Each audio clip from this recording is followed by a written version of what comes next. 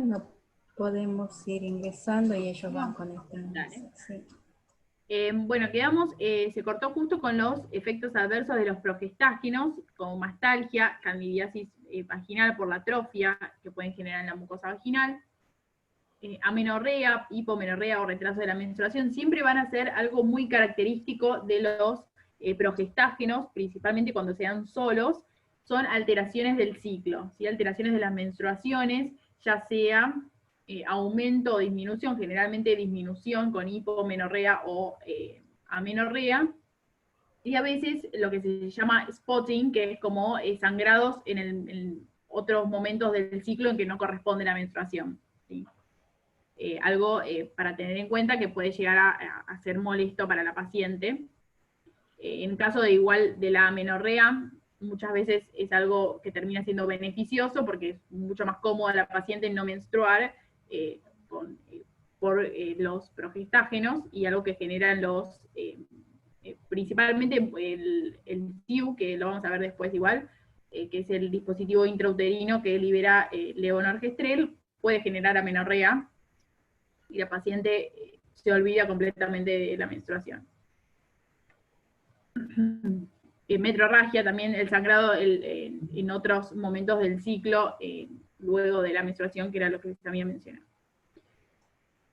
Generales, ¿sí? En otros tejidos que no sean los ginecológicos, acné, ¿sí? Algo muy molesto, hirsutismo, alteración de la distribución del vello corporal, con aumento del peso también, hiperglucemia y alteraciones psíquicas de líbido, sueño, fatiga.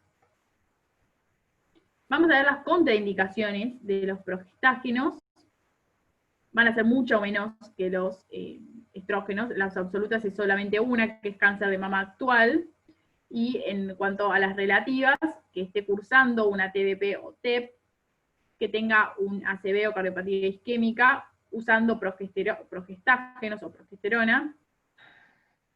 Migraña con aura que se haya desarrollado usando progestágenos. Antecedente de cáncer de mama, cirrosis grave descompensada, ¿sí? Porque esto va a afectar lo que es el metabolismo, adenoma hepatocelular y tumor maligno hepático. Y también el lupus con anticuerpos antifosfolipídicos positivos o desconocidos. ¿Vamos bien? ¿Alguna duda? Vamos bien, profe. Seguimos con las aplicaciones terapéuticas de los progestágenos: hemorragia disfuncional uterina, dismenorrea, endometriosis. Para endometriosis, primera línea es Dienogest, que se da solo. De segunda línea puede usarse Dienogest o algún otro progestágeno junto con un estrógeno.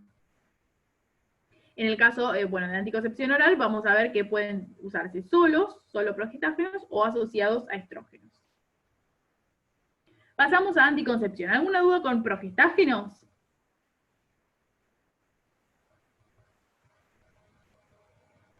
Bueno. Vamos a ver algo. Ay, perdón. ¿Alguien quiere preguntar algo?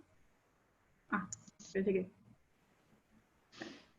Vamos a hablar sobre anticoncepción. Les voy a dar algo general de todo lo que es anticoncepción, pero vamos a especificarnos principalmente en lo que es anticoncepción hormonal. Hay otros métodos que vamos a ver ahora, pero que pueden desarrollarse y que están bien desarrollados en la guía que les mandé por si les interesa.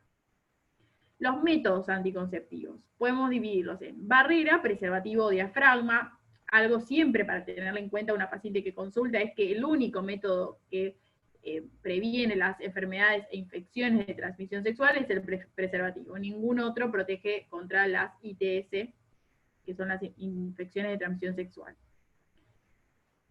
Métodos químicos, que son los espermicidas, que pueden venir en forma de esponjas, cremas, tabletas u óvulos. Intrauterinos, como el DIU, que tiene cobre, el cual el cobre es espermicida y genera una reacción inflamatoria a nivel del endometrio que hace que no asciendan los espermatozoides y que no puedan implantarse en el endometrio en caso de llegar a generarse la fertilización. En el caso del SIU, es un dispositivo, acá estaba es un dispositivo intrauterino que libera levonorgestrel, ¿sí? Entonces puede clasificarse como intrauterino, pero además libera una hormona. La hormona va a quedar ahí solamente a nivel del útero, ¿sí? Va a ejercer su efecto a nivel del útero, principalmente en el endometrio, y eso va a ser lo que el levonorgestrel va a tener una gran potencia como progestágeno, puede llegar a generar a la paciente amenorrea, y entonces eso dura 5 años, y durante los 5 años la paciente no menstrua y está todo bien, no pasa nada con eso. Incluso muchas pacientes lo usan como algo beneficioso. Están los métodos... Sí, perdón. No, ¿estás hablando del dispositivo que está arriba, el SIU? El SIU, sí. Ah, no, nunca lo había escuchado por eso. Es relativamente nuevo, pero ya está bastante distribuido y puede usarse. Dura 5 años el SIU. El DIU, al revés, puede generar como efecto adverso tal vez un aumento de las menstruaciones y dura 10 años el DIU, que tiene cobre. Pero el SIU tiene levonorgestrel, que es una hormona. Con respecto a los hormonales, están los anticonceptivos orales, los inyectables, el implante, parches, anillo, anticoncepción de emergencia. Vamos a ver en qué situaciones vamos a darlo, y obviamente no funciona como si para todos los días usar la anticoncepción de emergencia. Los quirúrgicos, también vasectomía o ligadura tubaria, y los naturales, que sería guiarse por el calendario, el moco cervical, la temperatura basal. Pasamos a la anticoncepción hormonal. ¿Alguna duda con anticonceptivos en métodos en general? No, profe. Pasamos a anticoncepción hormonal, entonces.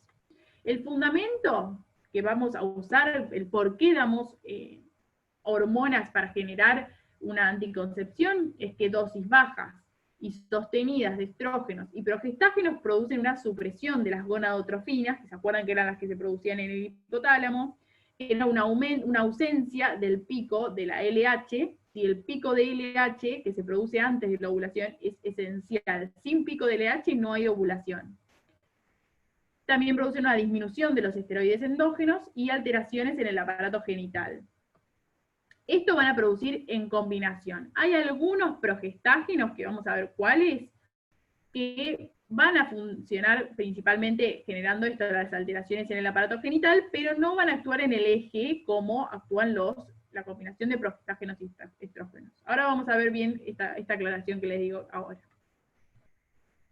Inhibe la ovulación, y además modifican el aparato genital haciéndolo poco receptivo a los espermatozoides. Uy, me comí una S. A los espermatozoides. ¿Sí? Métodos hormonales. Seguimos y vamos a ver cuáles son y cada cuánto se usan. En cuanto a los orales, los ACO, ¿sí? Pueden usar solo progestágeno, que levonorgestrel u otro.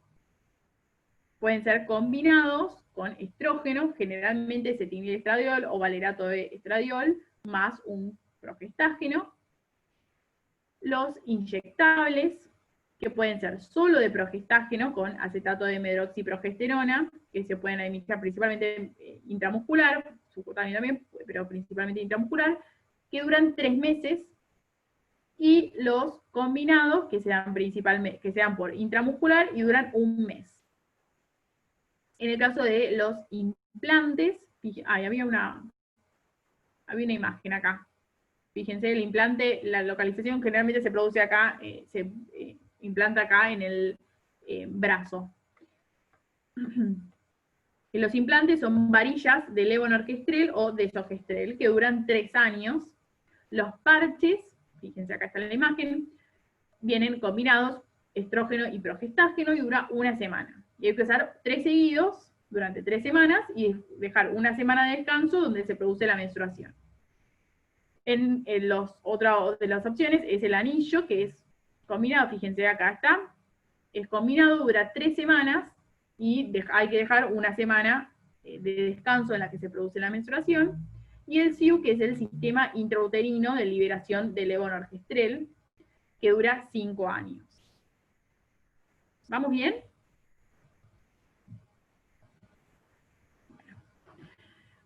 En cuanto a los anticonceptivos orales, podemos usarlos.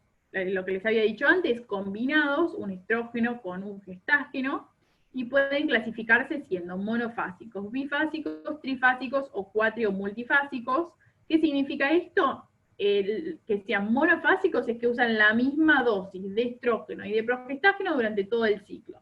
Son los que más se usan y van a tener 21 días de hormonas más 7 días de placebo, que son donde se produce el sangrado menstrual. O a veces vienen también 24 días y 4 de sangrado. También están los bifásicos, que bifásico, ¿por qué? Porque usan dos concentraciones para asimilar lo que sería la fisiología. Primero hay un aumento de estrógenos y luego de progestágenos en el ciclo. Los trifásicos es para que sean más leve las curvas de ascenso y descenso de las hormonas de estrógenos y progestágenos. Y los cuatrifásicos lo mismo, van a ir variando las concentraciones de cada uno para hacerlos más dentro de lo que sería lo más similar a la fisiología. Los monofásicos son los que más se usan, y acá están, fíjense, las pastillitas. Vienen de distintos colores, los 21 días vienen generalmente de un color, y los 7 días de placebo de otro. Con respecto a los que son solo progestágenos, pueden ser no anovulatorios. Esto era lo que les había comentado antes. ¿Qué significa que sean no anovulatorios? Es que no inhiben la ovulación. Van a generar una alteración a nivel del moco cervical, pero no van a inhibir la ovulación. La paciente va a seguir menstruando, sí, pero va a seguir ovulando todos los meses. El tema es que la anticoncepción va a estar a nivel del moco cervical. ¿Cuáles son estos? El levonorgestrel o linestrenol, que muchas veces que se los usa, tal vez lo conocen más como mini píldora. Esos son los no anovulatorios. Y si no, pueden ser anovulatorios, que es desogestrel, que estos sí inhiben la ovulación y va solo progestágenos. ¿Se entendió esta aclaración? ¿Alguna duda tienen? No, profe.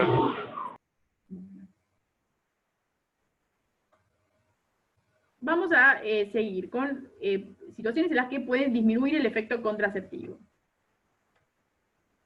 Están los antiepilépticos, que les había mencionado antes, si recuerdan, las contraindicaciones relativas de los estrógenos. Está la fenitoína, fenobarbital o carbamazepina, que aceleran el metabolismo de las hormonas a nivel hepático, y por lo tanto van a disminuir sus concentraciones plasmáticas, y por lo tanto eliminarse más fácil y disminuir su eficacia. ¿Sí? Disminuye la eficacia de anticonceptiva, y puede la paciente quedar embarazada. En cuanto a los antibióticos, vamos a tener dos aclaraciones para hacer. En cuanto a los antibióticos en general, pueden generar una alteración de la flora intestinal, ¿sí? Que se manifiesta como diarrea. ¿Se acuerdan que en la clase de antibióticos les dije de la diarrea por disbacteriosis, que es por una alteración en la flora intestinal, como efecto adverso de los antibióticos? Y si la paciente está con anticonceptivos y eliminamos la flora intestinal que era necesaria para el circuito enterohepático, en ese caso no va a haber circuito enterohepático, los anticonceptivos se van a eliminar más rápido, y eso va a generar una disminución de su eficacia. Entonces, importante para tener en cuenta, principalmente cuando hay diarrea. ¿Sí? Cuando hay vómitos también puede generar, no lo van a generar los antibióticos, pero en general cuando hay vómitos, la paciente tomó hace poco la pastilla, ojo con eso, porque esa pastilla se cuenta como perdida, digamos, porque la eliminó. En el caso de la diarrea, es porque se está inhibiendo el circuito enterohepático. Otra aclaración con respecto a la rifampicina: es un antibiótico, y además de tener este efecto que podría llegar a generar, tiene un efecto, un plus, digamos. ¿Qué es lo que hace? Es acelerar el metabolismo de las hormonas, de los estrógenos a nivel hepático, y eso va a generar el mismo efecto que los antiepilépticos. Disminuye las concentraciones plasmáticas y por lo tanto disminuye la eficacia de los anticonceptivos. ¿Vamos bien? ¿Alguna duda con esto?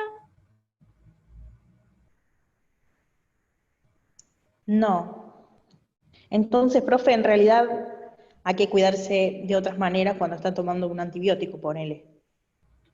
Y sería una recomendación en cuanto a lo que es las recomendaciones de la guía del ministerio y en general de las guías de anticonceptivos, si la paciente tiene diarrea, ahí tiene que cuidarse con otro método, que método de barrera sería lo ideal.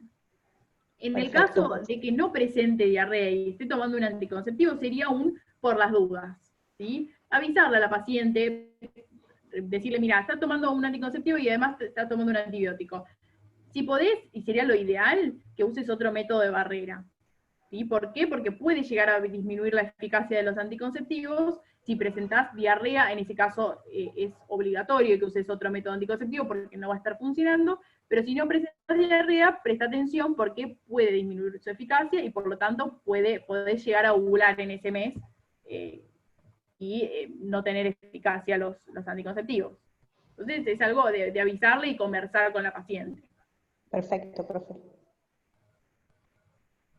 Gracias. No, de nada. Profe, una consulta. ¿Y las pacientes que, por ejemplo, tienen alguna alteración del intestino, por ejemplo, divertículos, tienen un estrechamiento del intestino, o incluso alguna paciente que tiene una ileonostomía, por ejemplo, Sí. ¿tiene alguna alteración con respecto al circuito enteropático? Sí, en esos casos sí, divertículos no se ve no se ve tanta, no se ve una gran disminución del circuito enteropático y sí pueden administrarse, pero cuando tienen una ileostomía o alguna resección de largos tramos del tubo digestivo, intestino, ya sea delgado o colon, en esos casos hay que pedirle al paciente que use otro método anticonceptivo. ¿Sí? En las cirugías bariátricas también. Muchas gracias, profe. Está bien. Bueno. Otro capitulito aparte, dentro de los anticonceptivos, es la anticoncepción hormonal de emergencia. ¿Sí? Importantísimo en este caso es aclararle a los pacientes que la anticoncepción de emergencia se usa en determinados casos. ¿Sí? No lo pueden usar todos los días, tomarse la pastilla al día después, porque genera una alteración, puede generarle efectos adversos, y además no va a terminar inhibiendo siempre la ovulación. ¿Sí? Es en determinadas situaciones. Vamos a ver ahora cuáles. Las hormonas que van a usar dentro de la anticoncepción de emergencia, una opción puede ser el levonorgestrel en 1,5 en dosis única o 0,75 con un intervalo de 12 horas. ¿Sí? Esta es la que se conoce, acá está la imagen, esta es la que se conoce como la pastilla del día después.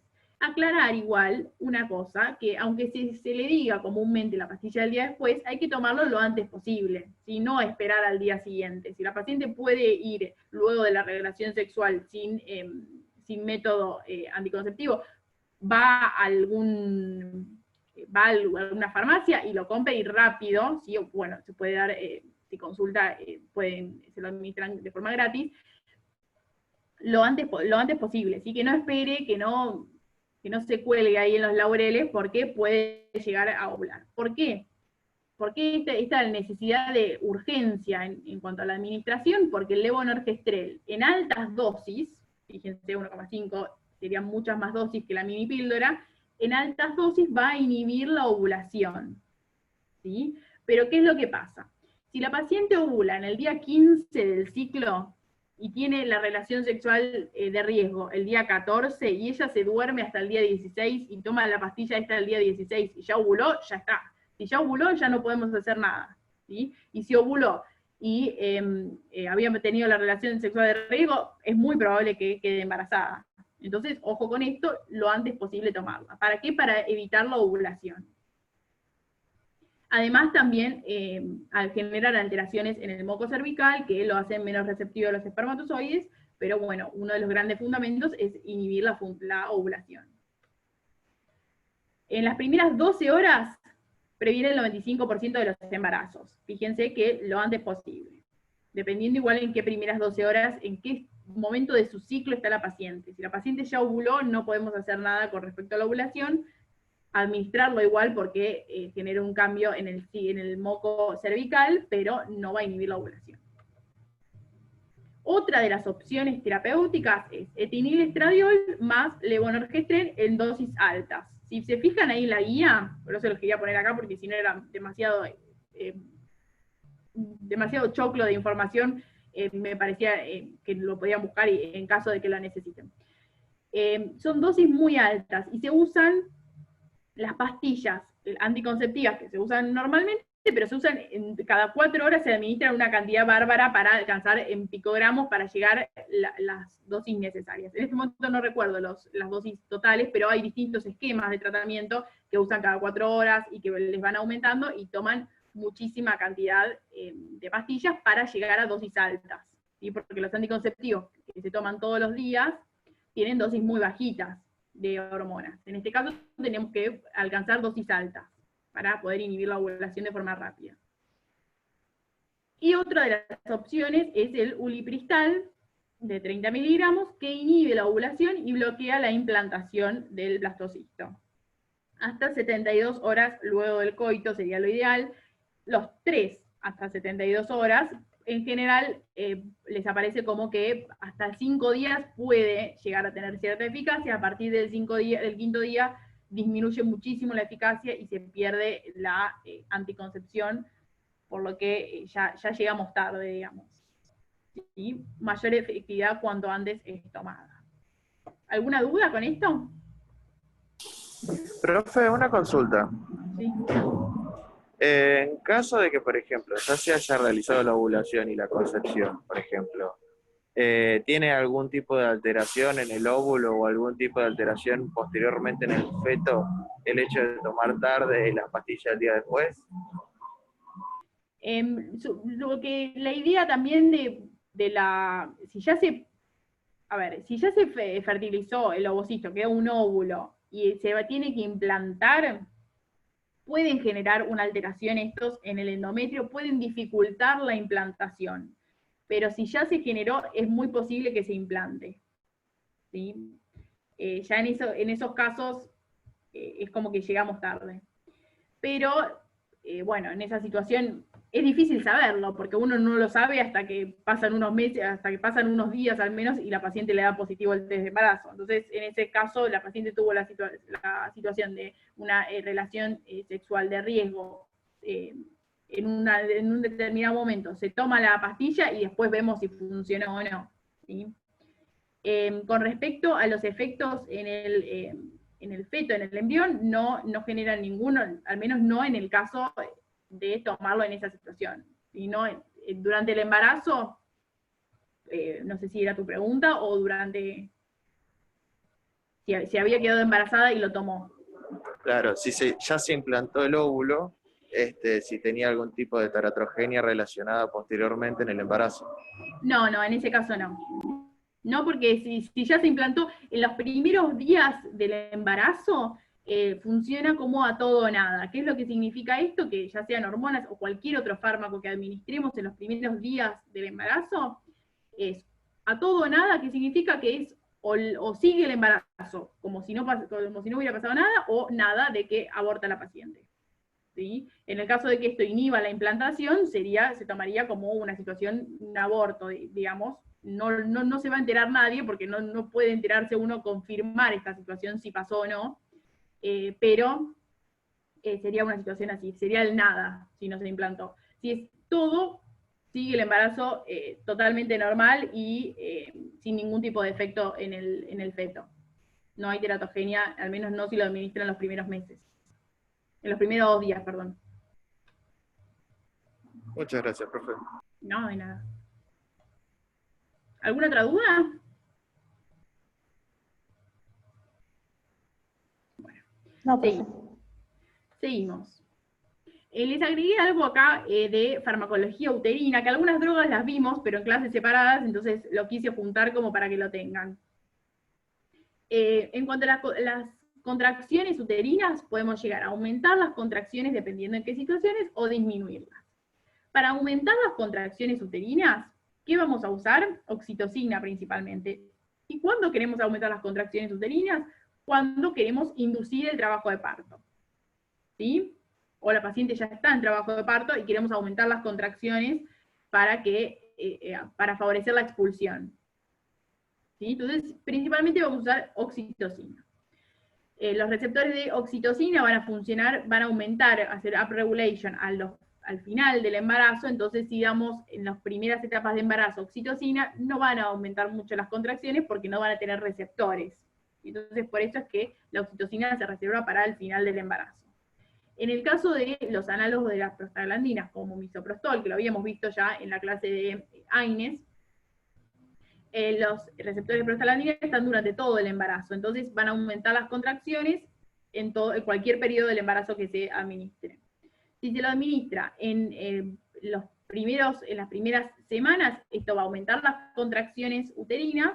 Si se lo administra por vía intravaginal, genera maduración del cuello del útero, y esto favorece la disminución del riego sanguíneo en el embrión y el posterior aborto.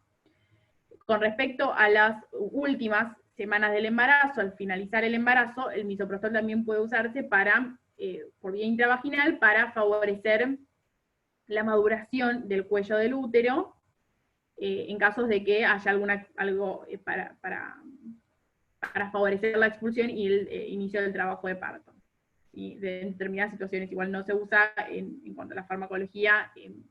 Si el embarazo viene bien, no es necesario usar misoprostol. En cuanto a metilergonomina, lo que genera esta metilergonomina, además de aumentar las contracciones, genera una contracción tónica del útero, ¿sí? Las contracciones serían rítmicas.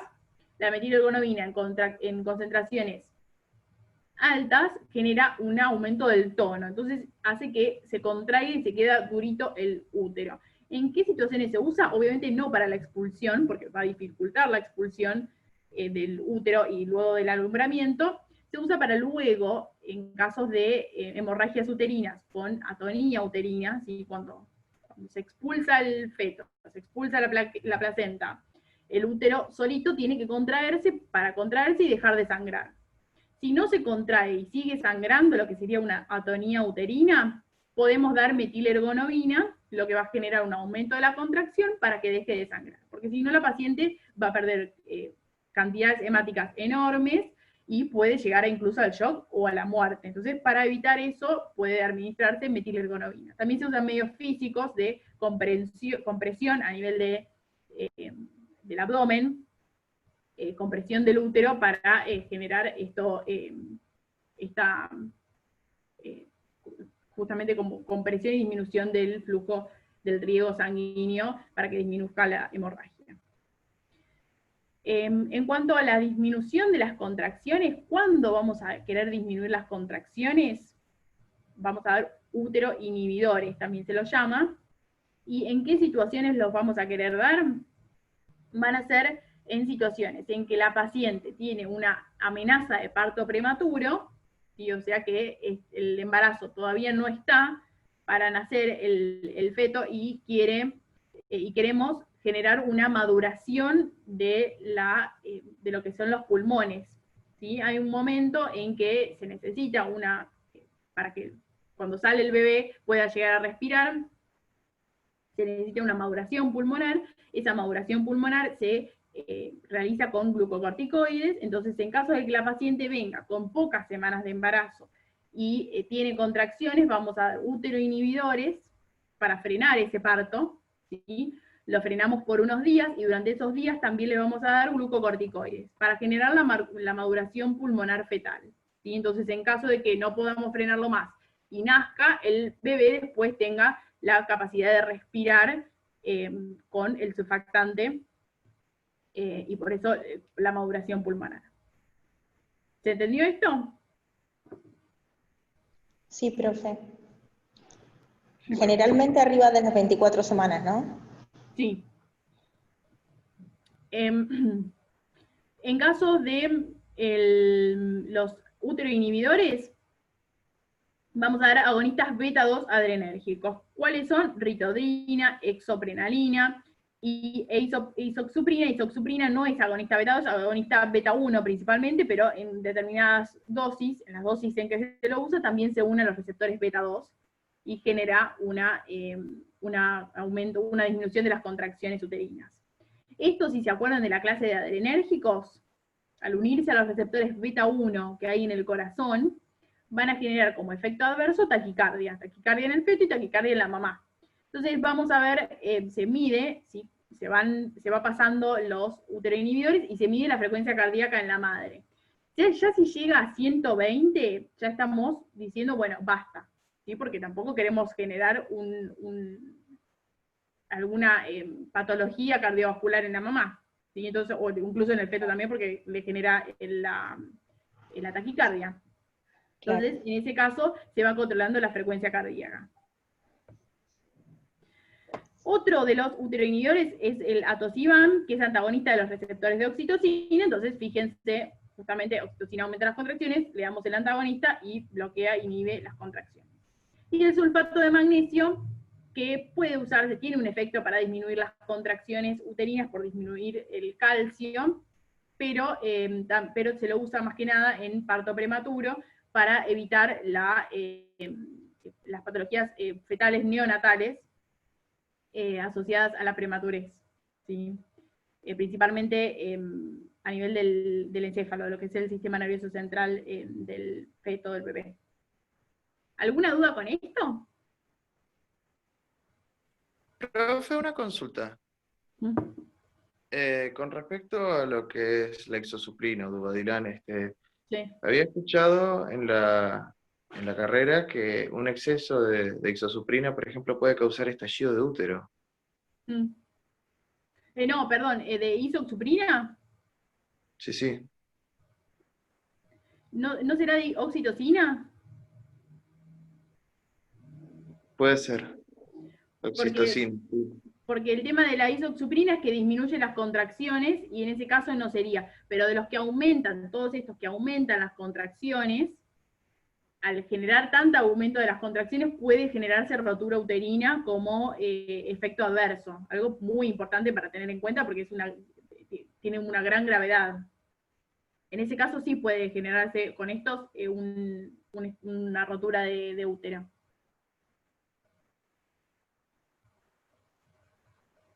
¿Alguna otra duda? Bueno. Pasamos a los casos clínicos, como para repasar lo que vimos en la clase. Quedan 5 minutos, cuando se corte nos unimos al mismo, ¿no? Silvia, por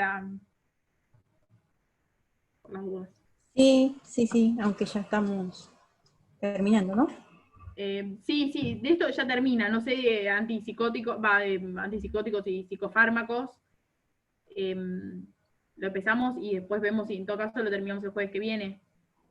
Sí, puede ser. Bien. Bueno, el caso clínico 1. Consulta en la guardia una paciente de 27 años con semiología típica de neumonía aguda de la comunidad, NAC, para lo que se la medica con amoxicilina 1 gramo cada 8 horas durante 7 días. Reingresa a las 48 horas por presentar diarrea de 24 horas de evolución. Al interrogar a la paciente refiere tomar anticonceptivos orales, por lo que se le recomienda el uso del método de barrera al tener relaciones sexuales. ¿Cómo pueden interaccionar estos fármacos? ¿Se acuerdan que les hablé sobre anticonceptivos y antibióticos? ¿Se acuerdan de algo? Alterando la flora intestinal, altera el circuito enterohepático. Muy bien, muy bien. Entonces, esa es la interacción que podría generar en esta paciente. Al tener una diarrea luego de administrar los antibióticos, es muy posible que sea una diarrea por disbacteriosis que esté causada por los antibióticos. Muy bien. En caso de que se le haya dado rifampicina, ¿qué otra interacción habría? Además de poder llegar a afectar la flora intestinal, la rifampicina, ¿qué más hacía?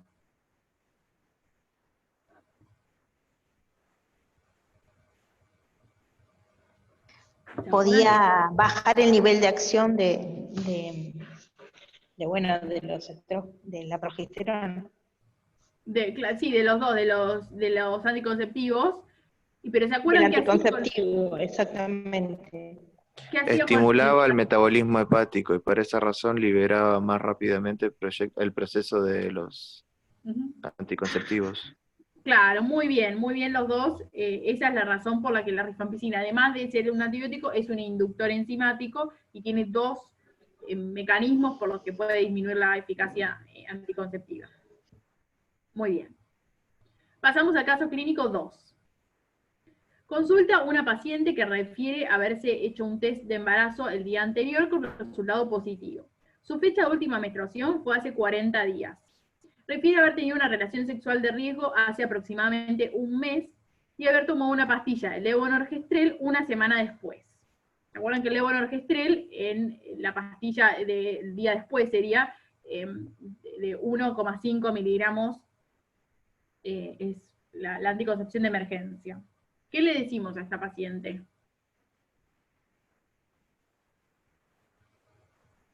Felicidades.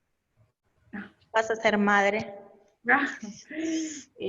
Y sí, la verdad que sí. ¿Por qué? ¿Por qué le dicen eso? Porque solamente después de hasta 12 horas como máximo puede llegar a hacer efecto. Ya luego, de que si dejo pasar el tiempo, si dormí en los laureles, fue. A 5 días puede tener cierto efecto. Las 12 horas que dijiste vos es lo que tiene mayor efecto. Si la paciente lo toma de los 2 días, está bien, ¿sí? Pero el punto de corte es 5 días. Lo antes de posible de los 5 días, mejor. ¿Sí? Pero ella lo tomó los 7 días. Entonces se pasó muchísimo. ¿Sí? Ya está. El test de embarazo que le dio positivo, es posible que se hace su unidad beta y es posible que la paciente esté embarazada. ¿Sí? Eso es lo que le tenemos que explicar. Y bueno, para la próxima, obviamente siempre en estas situaciones es importante con embarazos no deseados, informar a la paciente, educarla a la paciente para que no le vuelva a suceder en otra oportunidad. Por supuesto, sí. Bueno, y eso fue todo justo, porque ya está por terminar la clase. Nos conectamos con la próxima y empezamos con psicofármacos. Sí, gracias. Profe, igual también se le puede informar a la paciente que existen otros métodos lamentables, Sí, pero sí, bueno, obviamente. Obviamente ella en ese informarla caso va que hay a ciertos lugares que evaluar puede acercarse. sí, va a evaluar si continuar o no con el embarazo ella. Exactamente. Sí. Pero Bueno, siempre evaluarlo para prevención futura, es decir, para que no le vuelva a pasar. Claro. Sí, profe. volvemos a conectarnos entonces. Dale. Bien.